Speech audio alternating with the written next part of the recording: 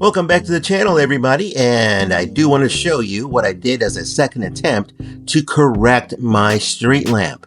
If you saw the first video, you saw that I did begin by bending styrene, and you do want to do that before you start.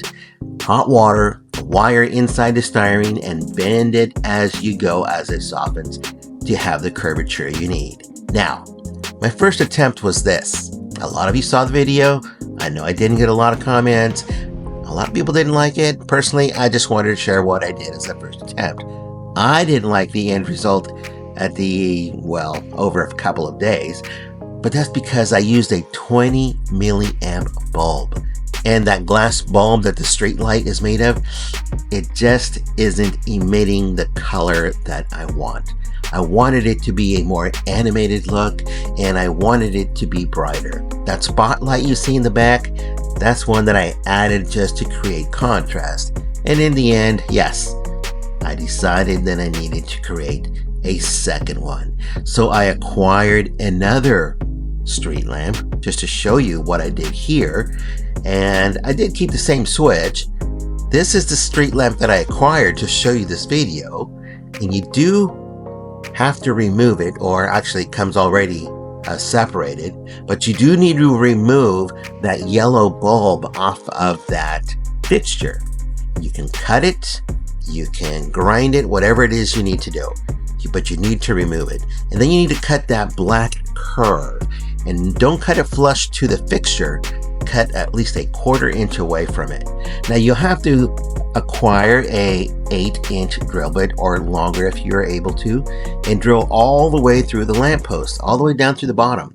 Now because this lamppost is bigger and there's a partition in the center, you may have to drill from the opposite side to meet up with that other hole that you've already drilled. You'll have to fish out your wire to be able to run it all the way through. Now on the bottom, this is where I ended up placing my rechargeable board. It is a 4506T rechargeable board, and it will recharge a rechargeable battery, whatever battery you want to put in there. Because this is so small, you've got to choose a small battery. In this case, I chose a rechargeable battery that you've seen many times before, and it's this one right here. And this fits in just fine because you do have to add a counterweight to be able to, balance out what the bulb weight is going to be. This is a 3.7 volt battery. When it's fully charged, it's 4.2 volts. So it will emit a little bit more light than a standard 3 volt, obviously. Now I did replace the bulb, and let me focus here, with a 120 milliamp bulb. If you don't use a resistor, yes, it will be bright, but it will burn out quickly, and you're not going to be happy replacing. So if you use a resistor, it does dim it down, but it lasts that much longer. This is what it would look like if you wired your bulb and have it ready to insert into that lamp. Now, once you've inserted this and wired it to your battery and to your recharging board, you'll be able to create a lamp that has a better emission of light.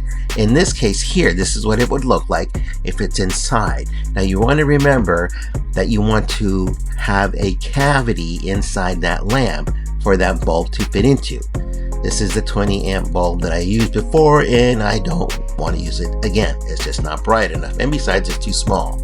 Now the other one here, it is brighter. But once you put it inside that resin lamp, it does cut down the power significantly. This is what it looks like without. Let me show you. Here's a light test, and this light test is the actual light emitted coming off of that 120 milliamp bulb. This looks great. It's not going to look like this once you add it into that resin bulb. Now, if you want to turn this into an IR with a remote that you can power it down and up the actual light, it is a 12 volt system. You do have to plug it into the wall. This is a rechargeable battery, and it's totally independent. Now I did make a silicone mold, and I filled it with resin, and this silicone mold hold this little egg right here. And this is what I ended up using to create that street lamp. Now I do have to carve into it with a drill bit, more like an auger bit, I guess that's what you would call it.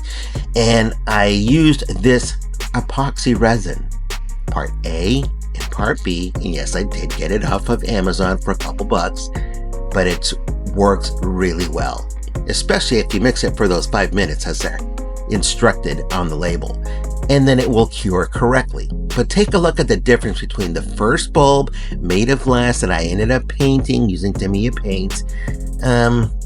It just really doesn't look good. And it looked okay at a distance, but once you bring it up to your face, no. Now this one here, this one looked truly more animated. I do have to clean up the edges, and as I mentioned, I have to make a cavity for that bulb to go into. Now let me show you what this looks like completely finished. Let's switch on the light here and take a look at this. It looks really cool. This is the actual light being emitted off of that light. It's a little bit dimmer, yes, but you can still tell it's there. It is blown out in camera, but once you see it in person, it looks really good. Once again, thank you for watching the video, and I hope that you learned something today, knowing not to give up on the first attempt. We'll see you next time. Keep customizing.